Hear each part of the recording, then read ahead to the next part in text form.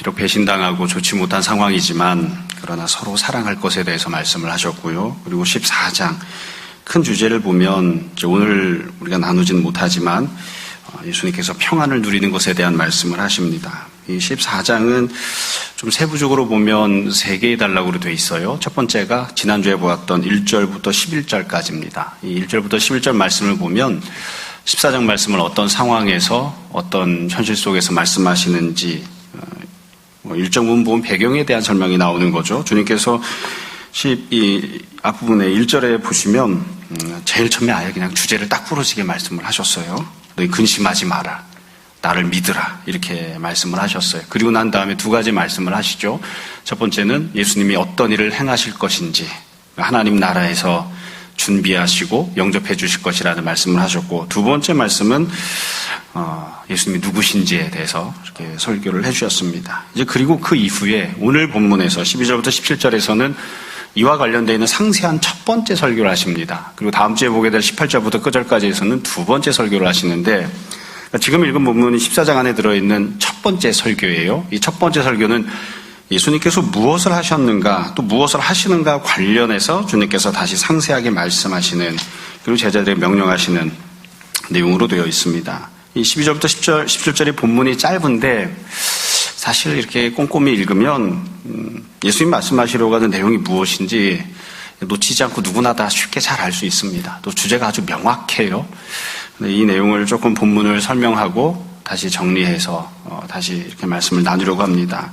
크게 보면 12절이 하나, 그리고 13절, 15절, 16절, 17절 이렇게 되어 있는데, 제가 보기에는 설명을 하고 이야기할 때 제일 중요한 부분은 12절인 것 같습니다. 그러니까 12절에서 예수님이 첫 번째 설교의 핵심 주제를 다 말씀을 하시거든요.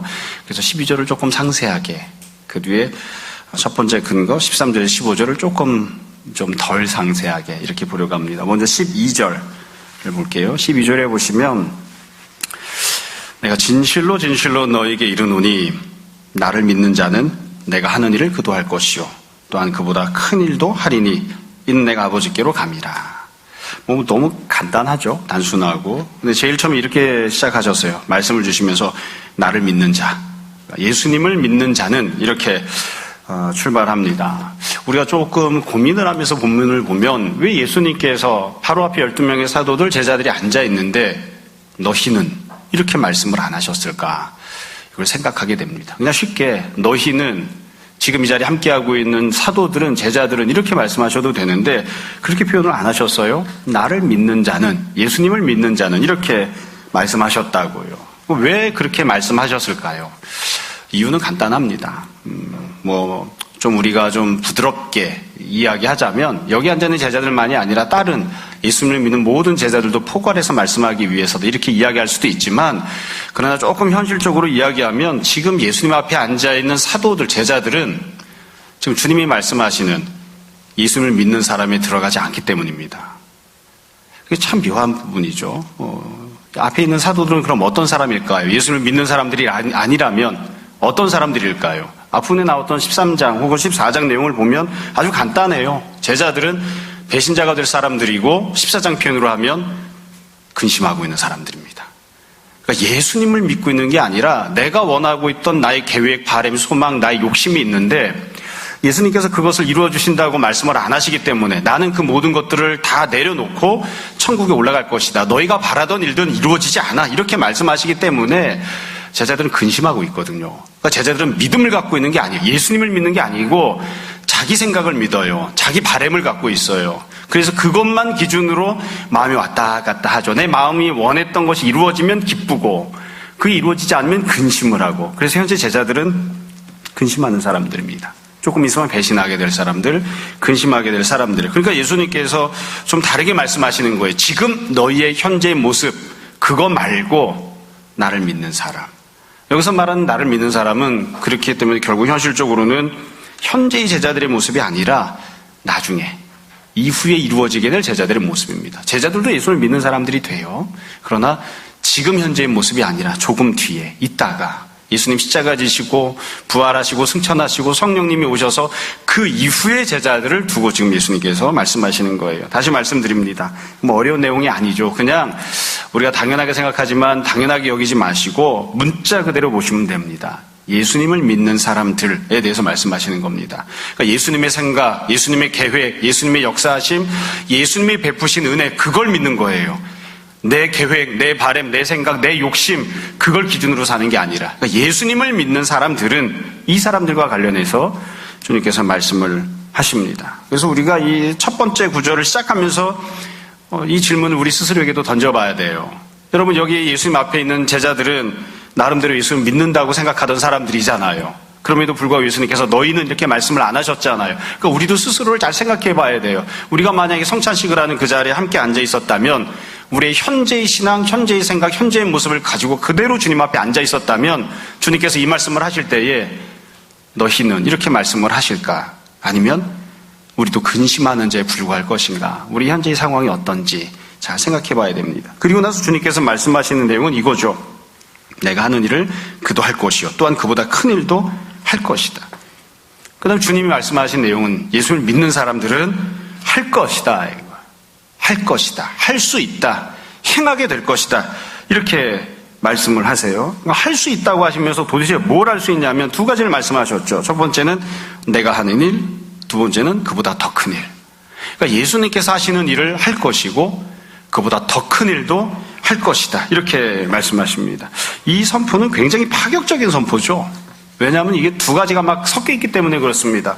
방금 전까지는 너희는 나를 배신할 거야. 너희 중에 한 사람은 나를 팔아치울 거야. 베드로를 향해서는 베드로가 자기가 목숨을 버려서라도 주님과 함께 하겠다고 했더니만 네가 오늘 밤 닭 울기 전에 3번 나를 부인한다. 이렇게 말씀하셨잖아요. 그러니까 제자들을 향해서 너희는 믿음이 없는 사람, 배신자가 될 사람, 돈 받고 예수님 팔아치울 사람 이렇게 얘기하셨는데 지금은 또 뭐라고 하시냐면 내가 하는 일을 할 것이다. 뿐만 아니라 더 큰 일도 할 것이다. 이렇게 말씀하신다. 그러니까 굉장히 이게 혼란스러운 말씀이에요.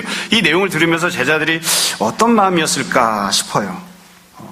마음이 많이 이렇게 어지럽지 않았을까? 어디에 장단을 맞춰야 되나? 이런 생각도 들지 않았을까? 그리고 이게 도대체 무슨 뜻일까 싶어, 그런 생각을 하지 않았을까 싶습니다. 우리가 언제나 이제 고민하는 부분은 우리가 늘 이게 욕심을 갖고 살아가는 사람, 또 내 계획, 또 내 바람을 기준으로 살아가는 사람들이기 때문에 언제나 이런 얘기를 볼 때마다 늘 고민하는 부분이 그런 거예요. 그보다 큰 일을 한다 이러면 지금 내가 하는 것보다 더 큰 일을 할 수 있다는 뜻인가? 종종 그런 생각들을 하죠. 그렇죠?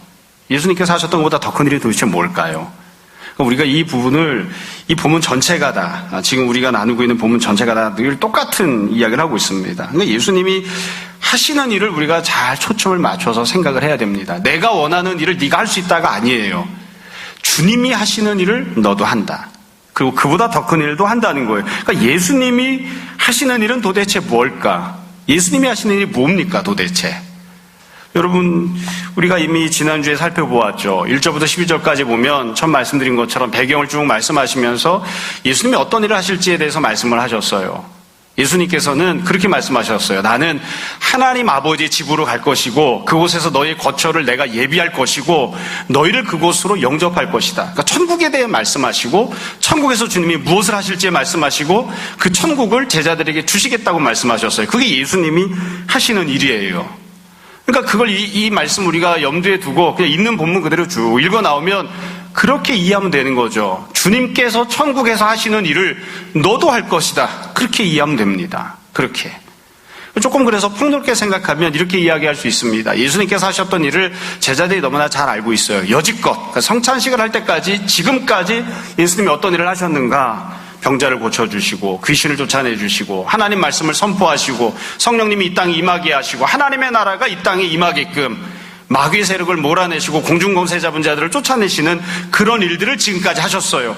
아직 하지 않으셨지만 성찬식 이후에 두 번째로 주님께서는 십자가 고난을 감당하시고 영광스러운 부활을 하시고 승천하실 거예요. 세 번째, 그 이후에 천국에 가셔서도 우리에게 베푸실 은혜들을 준비하시고 그것을 위해서 역사하실 겁니다. 이게 예수님이 하시는 일이에요.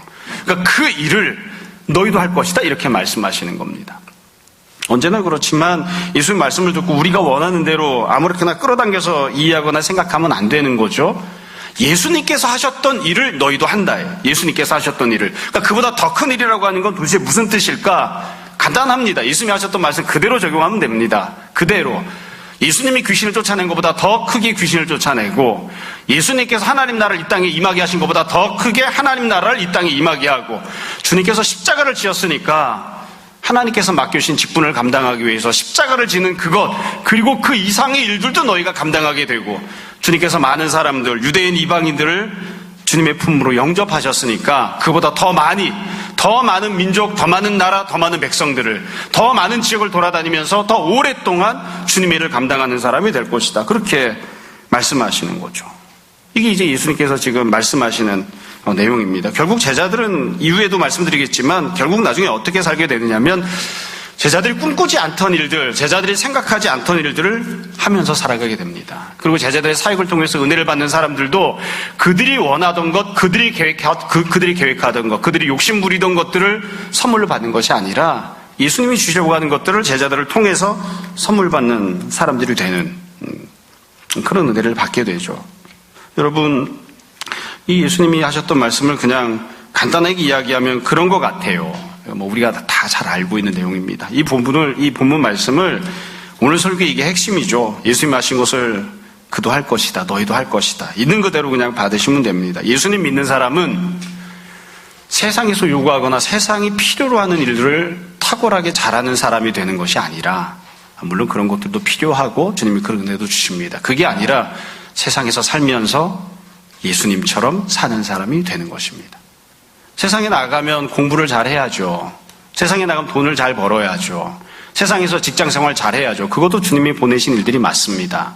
그러나 주님께서 지금 말씀하시는 명령, 권면은 너희가 세상에서 살 때에 누구보다도 공부를 잘하고, 누구보다도 돈을 잘 벌고, 누구보다도 직장생활을 잘하는 사람이 될 것이다, 그렇게 되어야 된다, 이렇게 말씀하시는 게 아니라, 세상에 나아가서 살 때에 너희가 예수 그리스도를 닮은 자들이 될 것이다. 예수님이 하셨던 일들을 하는 자들이 될 것이다. 그렇게 말씀하십니다. 우리 이것을 잘 생각해야 돼요. 여러분, 맨 끝에 보면 주님께서 12절 끝에 이렇게 말씀하셨죠. 이는 내가 아버지께로 감이라. 예수님께서 하나님 아버지께로 가셔요.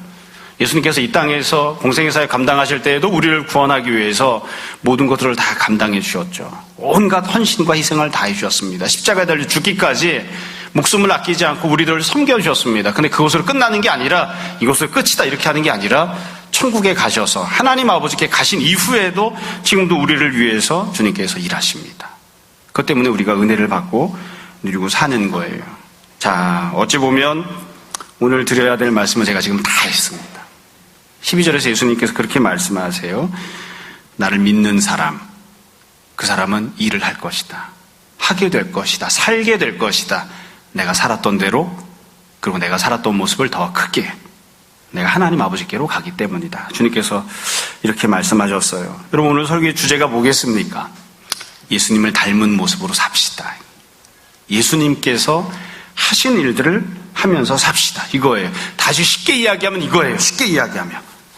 예수님께서는 이 지상에 계시면서, 그리고 지금도 천국에 계시면서 도대체 무슨 일을 하시는가, 어떻게 사셨고 어떤 일을 하고 계시는가. 주님께서는 한 영혼을 사랑하시고 영혼을 구원하기 위하여 모든 것들을 감당을 하셨습니다. 그게 예수님이 하신 거예요. 그렇기 때문에 예수님 믿는 사람들이 마땅히 감당해야 되는, 그리고 살아가야 되는 삶의 모습은 머릿속에, 가슴속에, 그리고 삶 속에 영혼을 불쌍히 여기고 긍휼히 여기는 마음, 누군가의 한 사람의 영혼을 구원하기 위하여 그 사람에게 하나님 나라를 누리게 하는 일을 하기 위하여 간절한 마음으로 기도하고 수고하고 애쓰고 헌신하는 그런 삶을 살아야 됩니다. 그게 주님이 지금 말씀하시는 그런 내용입니다. 그래서 우리가 스스로에게 본질적인 질문을 던져야 되는 거예요. 주님 이 말씀을 듣고 우리 스스로에게 적용하자면 이렇게 질문을 던져야 되는 거죠.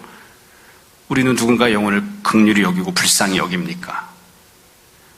그리고 누군가 한 사람을 하나님의 자녀가 되게 하기 위해서, 그 사람이 참으로 진리 안에서 자유함을 누리게 하기 위해서, 그 사람이 하나님 나라의 온전한 은혜들을 다 풍성히 받아 누리는 자들이 되게 하기 위해서 우리가 마음을 쏟고 그렇게 살아가기 위해서 노력합니까? 그게 우리 삶의 가장 중요한 목적입니까? 그것을 통해서 우리가 은혜를 받고 그것을 통해서 우리가 기쁨을 누립니까? 그 일을 감당해야만, 그렇게 살아야만 우리가 평안을 누리고 살 수 있습니다. 그 그 일을 감당해야만 주님께서 우리에게 평안을 복으로 허락해 주십니다. 근데 이게 주님께서 지금 해주시는 말씀이에요. 자, 그 뒤에 그럼 도대체 이와 같은 삶을, 예수님을 닮은 모습으로 살아가는 삶을 어떻게 해야 살 수 있는가? 예수님께서 두 가지 원동력에 대해서 말씀하십니다. 이렇게 해야, 이런 모습이 있어야 예수님이 하신 일들을 그대로 감당하고 예수님을 닮은 모습으로 살 수 있다. 두 가지를 말씀하셨어요. 첫 번째 내용이 13절부터 15절입니다. 13절을 보세요. 이렇게 되어 있어요. 잘 보세요. 13절. 너희가 내 이름으로 무엇을 구하든지 내가 행하리니. 제일 중요한 건 사실 이거예요. 예수님이 행하시겠다는 거예요. 예수님이 행하시겠다. 그러니까 우리가 어떻게 예수님이 행하시는 것처럼 살 수 있는가? 예수님께서 역사해 주셔야 그래 우리가 그렇게 살 수 있어요. 예수님은 어디 계시냐면 천국에 계시거든요. 우리가 지금 함께하고 계시지 않아요. 하나님 보좌 우편에 앉아 계신데 하나님 보좌 우편에 앉아 계신 예수님께서 역사해 주셔야 그래야 우리가 지금 예수님이 말씀하신 이대로 할 수 있어요. 근데 어떻게 하면 또 예수님이 역사하시는가? 지금 주님께서 아주 간단하게 아주 명료하게 말씀하셨죠. 너희가 내 이름으로 무엇이든지 구하면, 내 이름으로 무엇이든지 구하면. 아까부터 계속 말씀드리지만 인간은 간사하기 때문에 이런 표현을 보면 무엇이든지 구하면 내가 원하는 거 다 구해도 되나? 그래서 내가 원하는 거 1번, 2번, 3번, 4번 구하면 예수님께서 역사하신다 이런 뜻인가? 전혀 그런 뜻이 아니에요. 예수님께서 너희가 무엇이든지 구한다 했을 때 그 구한다고 하는 내용은 무엇이냐면 앞에 나왔던 그대로죠. 그대로 읽으시면 되는 겁니다. 예수님께서 행하신 대로 나도 행하기를 원합니다. 내가 더 크게 행하기를 원합니다. 내가 누군가 영혼을 사랑하기를 원합니다. 그 영혼을 구원하는 일을 감당하기 원합니다. 그것을 위해서라면 내가 좀 희생하고 헌신하고 내려놓기를 원합니다. 십자가라도 질 수 있기를 원합니다. 더 많은 곳에 가서, 더 넓은 지역에 가서, 더 시간을 많이 내서 주님처럼 살아가기를 원합니다. 그렇게 기도하면 그런 뜻이죠. 그런 뜻이에요. 예수님이 행하셨던 그대로 하라는 거예요. 그래서 이것을 뒤에는 뭐라고 설명했냐면 이렇게 해놨어요. 13절에 보시면 두 번째 줄에 이는 아버지로 하여금 아들로 말미암아 영광을 받으시게 하려 함이라. 하나님께 영광을 받는 일을 위하여 기도하라는 거예요. 하나님의 영광이 나타나는 일을 위하여 기도하라. 이거 뭐 성적이 높아지고 돈 많이 벌어서 예수님 믿으면 성공한다. 이런 게 하나님의 영광이 아니라 앞부분에서 계속 얘기하시잖아요. 계속해서 예수 말씀하시잖아요. 가룟유다가 예수님 팔아치우기 위해서 방을 떠났을 때에 지금 인자가 영광을 얻었다. 그렇게 말씀하시잖아요. 그러니까 하나님 뜻대로 순종하기 위해서 십자가를 지는 그 길을 걸어가는 그게 하나님의 영광이 나타나는 것이에요. 그 길을 가기 위해서 주님 앞에 기도하는 것. 15절에 보면 너희가 나를 사랑하면 나의 계명을 지키리라. 주님의 계명을 지키기 위해서 기도하면 그것을 기도 제목으로 삼아서 기도하면 주님께서 역사하시겠다고 그렇게 말씀하십니다. 결국 우리가 예수님처럼 살아가기 위해서 어떤 능력이 있어야 되느냐, 어떤 힘이 있어야 되느냐, 무엇을 해야 예수님이 사신 것처럼 우리가 살 수 있고 그보다 더 큰 일을 할 수 있느냐. 아주 간단해요. 예수님께서 역사해 주셔야 돼요. 그리고 이 내용을 그대로 있는 그대로 이야기하면 온통 예수 그리스도로 가득 찬 그런 사람이 되어야 되는 겁니다. 온통 예수 그리스도로 가득 찬 예수님을 믿는 사람이 되어야 되고, 그리고 예수님께서 행하신 일들을 행해야 되겠다는 소망을 품어야 되고, 그리고 예수님 앞에 그것을 가지고 기도하고 간구하는 자가 되어야 되고, 그리고 그래서 예수님께서 역사해 주신 은혜를 받는 사람들이 되어야 되는 거죠. 그래야 되는 거예요. 여러분, 이 지금 말씀드린 두 번째 내용, 어떤 원동력이 있어야 예수님처럼 할 수 있는가를 한마디로 이야기하면, 사실 제가 설명을 막 이렇게 저렇게 했지만 내용은 아주 단순합니다. 기도해야 됩니다. 예수님 앞에 기도해야 됩니다. 예수님께 기도하면 주님께서 역사해 주실 겁니다. 도대체 무엇을 위해서 기도해야 되는가? 내가 주님 말씀에 순종하기를 원합니다. 주님처럼 살기를 원합니다. 내가 이 땅에서 몇 년을 살고 가던 예수 그리스도를 닮은 모습으로 주님이 행하셨던 일을 하면서 내가 살기를 원합니다. 그렇게 기도해야 돼요.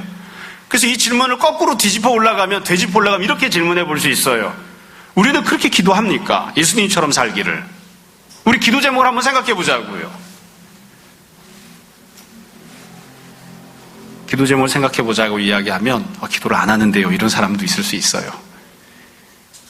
우리가 가끔씩 기도할 때 어떤 기도 제목으로 기도합니까? 과연 어떤 기도 제목으로? 성적으로 올려달라, 돈을 벌게 해달라, 자식이 잘 되게 해달라, 그것 말고 한번 곰곰이 생각해 보십시오. 내가 예수님처럼 살아가게 해주십시오. 내가 한 영혼을 끌어안고 울부짖는 그런 가슴으로 살아가는 사람이 되게 해주십시오. 주님께서 행하셨던 모습을 내 삶의 자취로 남기는 사람이 되게 해주십시오. 우리가 그렇게 기도하고 있습니까? 그렇게 기도해 본 적이 있습니까? 그렇게 기도한 게 과연 언제적입니까? 우리가 자녀를 가르칠 때에 그렇게 기도하라고 그렇게 가르칩니까? 그렇게 기도하지 않는데, 그렇게 기도해야 예수님이 역사하실 텐데, 그렇게 기도하지 않는데 어떻게 예수님처럼 살 수 있겠습니까? 살 수가 없는 거죠. 예수님처럼 살 수가 없는 거죠. 근데 어떻게 우리가 평안을 누리겠습니까? 평안을 누릴 수 없는 거죠. 죽을 때까지 근심하다 끝나겠죠. 늘 근심하고 또 근심하겠죠. 오늘 얻은 것에 만족하거나 감사하는 것이 아니라 내 계획이 날마다 또다시 생길 테니까, 내 욕심이 날마다 생길 테니까 날마다 근심하고 또 근심하겠죠. 평안을 맛보거나 누려본 적이 없는 거예요. 예수님처럼 살아야 평안을 맛보는데 우린 과연 그렇게 기도합니까? 그렇게 되짚어 올라가면 몇 주 동안 계속 말씀드려도 똑같은 말씀을 드리게 돼요. 우리 마음 안에 정말 예수님처럼 살아야 되겠다는 생각이 있는가? 생각조차 없는데 어떻게 기도를 하겠어요? 그 생각이 강렬해서 나는 꼭 예수님처럼 살아야 되겠어. 그 생각이 내 머릿속에 가득 차야, 내 심령이 가득 차야 그렇게 기도할 텐데 그런 생각조차 가져본 적이 없는데 머릿속에서는 늘 잘 먹고 잘 사는 거, 성공하는 거, 인정받는 거, 칭찬받는 거, 대접받는 거, 세상에서 성공하는 생각만 머릿속에 가득 차 있는데 어떻게 그런 기도를 하겠냐고요. 그런 기도를 할 수가 없는 거죠. 그렇기 때문에 결국에는 세상에서 인정받고 성공했지만 주님 앞에서는 악하고 게으른 종이라고, 나는 너를 모른다, 이렇게 주님 앞에서 책망드는 그런 지경이 돼버리는 것이죠. 과연 어떤 생각을 갖고 있나 생각을 해봐야 됩니다. 우리 마음속에.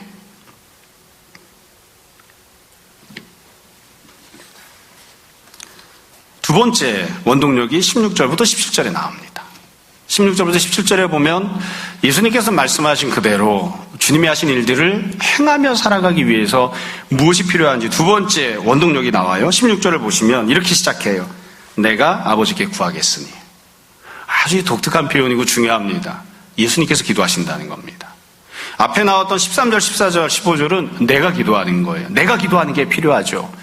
그런데 그것만이 아니라 16절에서는 예수님 천국에 올라가시면 내가 너희를 위해서 기도하겠다. 그러니까 우리가 예수님처럼 살기 위해서 필요한 건 예수님께서 우리를 위해 기도해 주시는 겁니다. 주님께서 우리를 위해 기도해 주시면 그러면 하나님 아버지께서 또 다른 보혜사를 너희에게 주실 것이다. 성령님을 너희에게 보내주실 것이다. 그러니까 우리가 예수님처럼 살려면 예수님께서 우리를 위해 기도해 주시는 게 필요해요. 예수님께서 우리를 기도해 주시는 게. 주님이 우리를 위해서 기도해 주시면 그러면 하나님께서 응답하셔서 성령님을 우리에게 보내주실 거예요. 이건 아주 중요하고 본질적인 내용입니다. 여러분, 우리가 어떻게 성령님을 받을까요? 내가 열심히 기도해서? 물론 그렇습니다. 우리가 기도해야 되겠죠. 그러나 우리가 성령님을 받으려면 예수님께서 우리를 위해 기도해 주시는 것이 필요합니다. 우리가 성령을 받았다, 성령을 통해서 우리가 예수님을 그리스도로 인정하고 고백했다, 혹은 성령님을 통해서 은사를 우리가 갖고 있다, 성령님의 열매들이 나타났다, 하나님 말씀을 사모한다, 기타 등등 여러 가지 모습들이 나타나는 것은 본질적으로 예수님께서 우리를 위해 기도하셨기 때문입니다. 여러분, 이것만일까요? 성령님을 받는 것만일까요? 천만에요. 우리가 잘 인정하지 않아서 그렇지, 생각하지 않아서 그렇지, 우리가 현재 받아 누리고 현재 갖고 있는 모든 은혜들, 우리가 삶 속에서 누리고 있는 모든 것들도 다 사실은 내가 죽도록 기도하지 않았는데, 그토록 기도하지 않고 이기적으로 살았는데, 내 욕심만 바라보고 살았는데, 그럼에도 불구하고 주님께서 우리를 위해 기도해 주셨기 때문에 우리가 지금 누리고 살아가는 겁니다. 그럼 우리 그것을 인정하나요? 여러분, 그렇게 생각해 보셨습니까? 내가 오늘 강건한 것이, 내가 오늘 원하는 직장에 간 것이, 내가 오늘 이처럼 먹고 마시고 평안하게 살아가고 있는 것이, 나는 그것을 위해서 기도하지 않았는데, 나는 그만한 믿음이 없는데 주님께서 나를 위해 기도하고 계시기 때문에 내가 오늘 이 은혜를 누리고 살아간다는 그 생각을 하십니까? 사실은 그게 사실입니다. 주님께서 우리를 위해 기도하셔서 우리가 성령님을 받고 다른 모든 은혜들을 받아 누리고 살아가는 거예요. 예수님께서는 간절함으로 그렇게 기도하신다고요. 예수님께서 우리가 고백하는 것처럼 현재 하나님 보좌 우편에 앉아 계신데 주님이 간구하는 모든 것들을 아버지께서 들으시고 응답해 주시는데 예수님은 뭘 위해서 기도하실까요? 뭘 위해서 기도하실까요? 한번 잘 생각해 보세요. 내가 주님 앞에 갖고 있는 기도 제목과 소망을 주님도 똑같은 기도 제목으로 갖고 계실까요? 주님도? 설교 준비를 하면서 다른 때도 늘 그런 말씀 드렸지만 그렇게 이야기를 했어요. 지난주에 주중에 우리 의준 형제 가정에 신방을 갔었습니다. 신방을 가서 새댁이 차려놓은 그 수많은 반찬들을 다 집어 먹으며 참 감사하게 이 대접을 받고 왔어요. 그리고 이런저런 얘기를 하면서 마지막으로 권면할 때 그런 권면을 했습니다. 신앙생활을 열심히 잘 해라. 주님을 사랑하고 섬기는 자가 되라. 그래야 나도 편안한 마음으로 의준 형제 가정을 위해서 기도할 수 있고 그래야 주님이 응답하신다. 무슨 말이면 이거예요. 만약에 그런 일이 없겠지만 그래서도 안 되겠지만 의준 형제가 세상적으로 살고 자기 욕심만 바라보고 교회를 등한히 여기고 그리고서는 함부로 산다고 치자고요. 그래도 마음속에는 잘 되고 싶은 마음이 있어서 기도 제목이 있겠죠. 그리고 저한테 부탁을 하면 제가 갖고 있는 계획은 이겁니다. 이게 이루어지도록 기도해 주십시오. 그렇게 기도하면, 그렇게 부탁하면 전 어떻게 해야 될까요? 엉망진창으로 살고 있고 주님을 사랑하고 살지도 않는데 마음속에 주님의 뜻대로 순종하겠다는 마음 눈코만큼도 없는데 그 사람이 갖고 있는 계획을 이루어달라고 제가 기도해 줘야 됩니까? 제가 기도해 줘야 됩니까? 아니 제가 기도하면 그 기도가 응답되겠습니까? 그래서 제가 그렇게 이야기를 했다고요. 난 하나님 앞에서 양심이 있다. 하나님 앞에 내가 의준 형제 가정을 위해서 기도했을 때 하나님께서 조진 목사에게 걔는 신앙이 없고 아는 게 없으니까 지 욕심대로 살겠다고 그렇게 기도한다고 치자. 너는 나한테 그렇게 기도하면 안 되지. 하나님이 나한테 그렇게 말씀하시는 그런 일이 없게 해달라. 그런 일은 없게 해달라. 신앙생활 열심히 하고 주님 사랑하고 섬겨서 목사가 보고 기도할 때도 주님 다른 사람 몰라도 저 사람만큼은 꼭 주님이 책임져 주십시오. 이렇게 기도할 수 있게 해달라. 기쁜 마음으로 기도하고 내 양심의 가책을 느끼지 않게 해달라. 그렇게 부탁을 했어요. 예수님은 어떠실까요? 예수님께서 하나님 보좌 우편에 앉아서 우리를 위해 기도하실 때 어떤 기도 제목으로 기도를 하실까요? 예수님께서 제가 갖고 있는 기도 제목을 들으시고 주님께서 그대로 기도를 해주실까? 아니면 아버지 하나님, 조진 목사가 저렇게 기도하는데 저 기도 제목이 얼마나 이기적인지 아시죠? 저 사람이 얼마나 주님 사랑을 안 하는지 아시죠? 저 사람을 변화시켜 주셔서 기도 제목도 바꿔주시고 정말로 주님처럼 살아가는 것을 삶의 목적으로 삼게 해주십시오. 그렇게 기도하실까? 이거 참 굉장히 고민스러운 부분이에요. 고민스러운 부분. 여러분, 예수님께서 지금 말씀하시면서 그렇게 말씀하셨어요. 우리가 세밀하게 보면 우리의 생각과 좀 다른 부분들이 있어요. 우리는 성령님을 생각하면 종종 어떤 능력들을 이야기해요. 대단한 역사들이 나타나는 그런 능력들을 주님이 주시는 것처럼 생각해요. 근데 잘 보시면 우리가 종종 오해하지만 절대 오해해서는 안 되는 부분이 있습니다. 성령님은 능력이 아니에요. 어떤 힘이 아니에요. 자격증이 아니에요. 인격체이신 하나님이십니다. 하나님이신 성령님을 우리에게 주시는 거예요. 하나님이신 성령님을 내가 원하는 대로 막 쓰고 싶을 때 쓸 수 있는 어떤 카드를 주신 게 아니에요. 하나님이 오신 거예요. 하나님이. 그 하나님께서, 성령님께서 우리가 하나님 뜻에 합당하게 행동하고 살고 바라고 원할 때 그대로 살 수 있는 힘과 능력을 공급해 주시는 것이지 성령님을 받으면 뭐 아무거나 막 내가 원하는 대로 그게 절대 아니에요. 조금 더 세상적인 욕심을 갖고 생각하면 슬픈 일일지 모르지만 성령님께서 우리에게 베푸시는 은사들을 생각해 보십시오. 사도행전을 보면 수많은 은사가 나오잖아요. 여러분들이 잘 알고 있는 대로 방언의 은사, 통변의 은사, 병고침의 은사, 귀신을 쫓아내고 심지어 죽은 자를 살려내고 기타 등등 여러 가지 성령의 은사들이 있죠. 우리가 그 성령님의 은사를 사모하고 또 받기를 원합니다. 성령님의 역사하심을 누리기를 원합니다. 근데 그 모든 성령님의 역사하심과 은사들 가운데 성적이 오르거나 건물을 샀거나 아니면 내가 원했던 세상적인 것들을 성취할 수 있는 능력들이 은사로 나타난 적이 있습니까? 없어요. 없어요.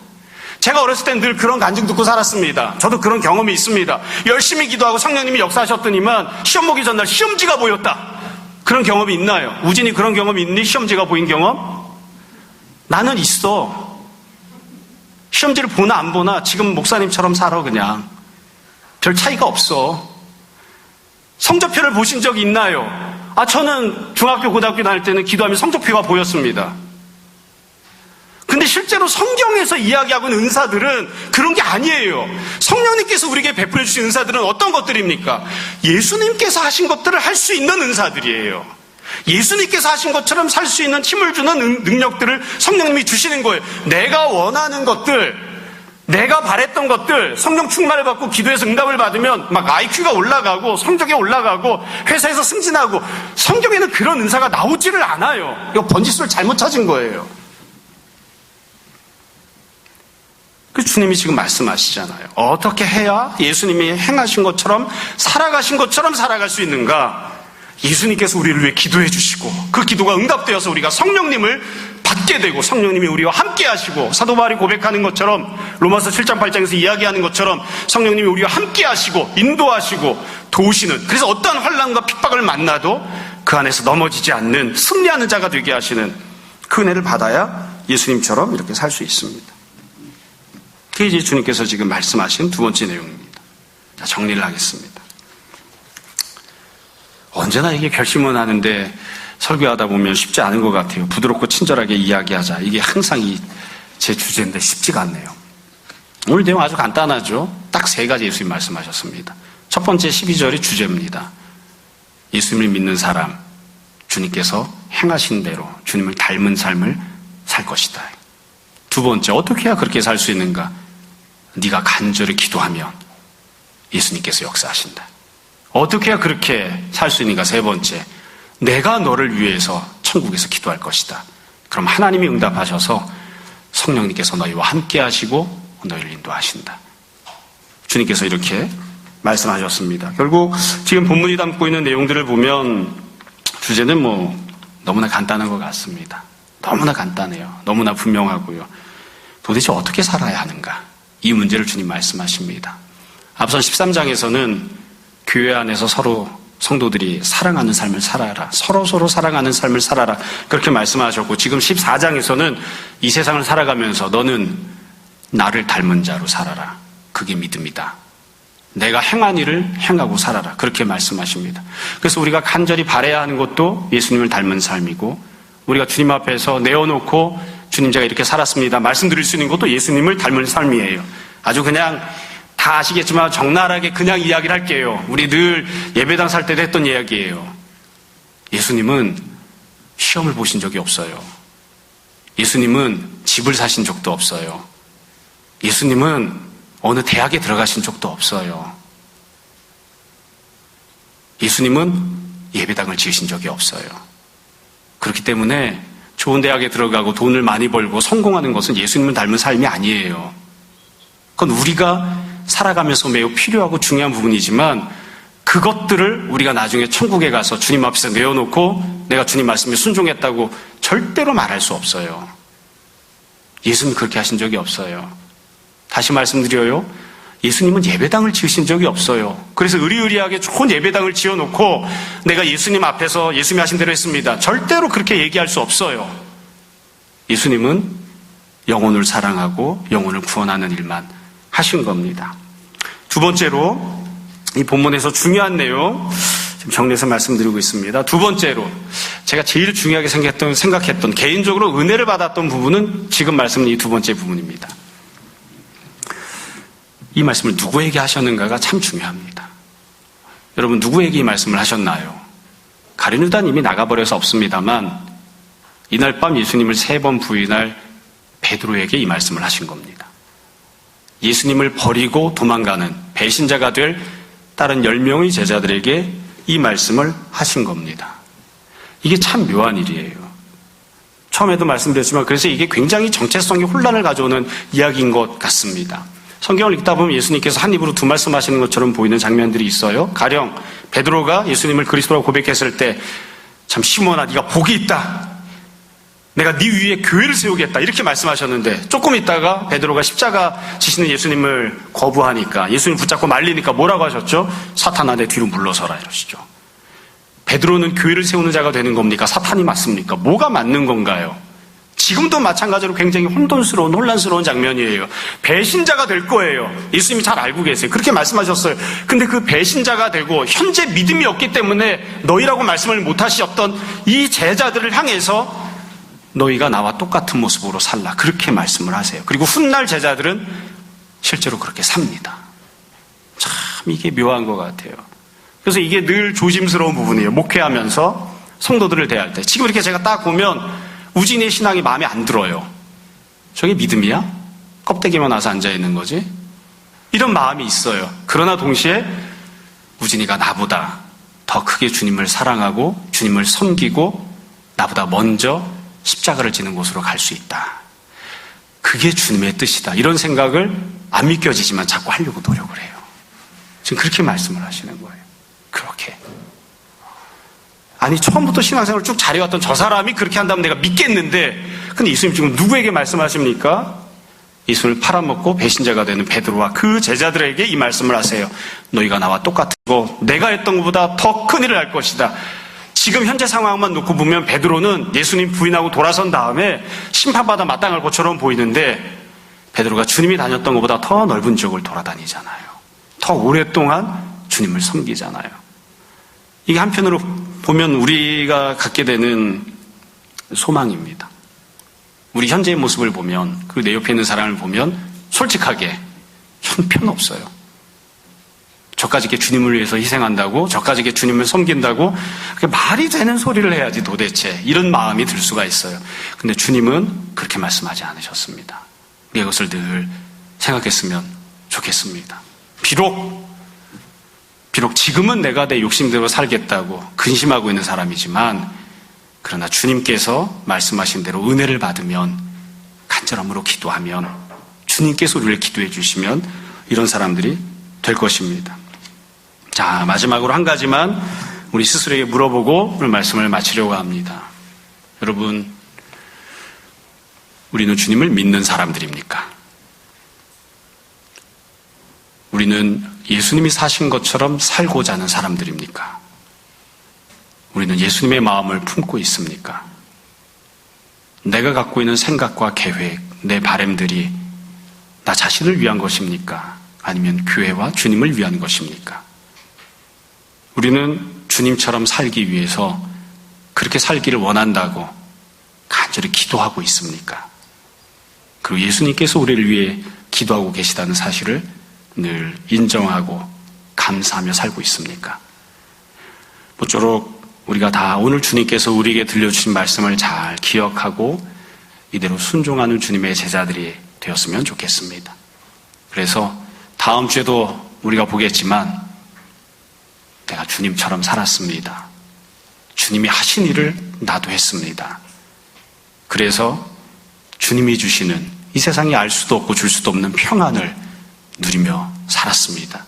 그렇게 고백할 수 있는 주님의 제자들이 다 되었으면 좋겠습니다. 한 사람도 빠짐없이 모든 성도가 다 주님처럼 살아갈 수 있기를 주님 이름으로 축원합니다. 잠시 기도하겠습니다.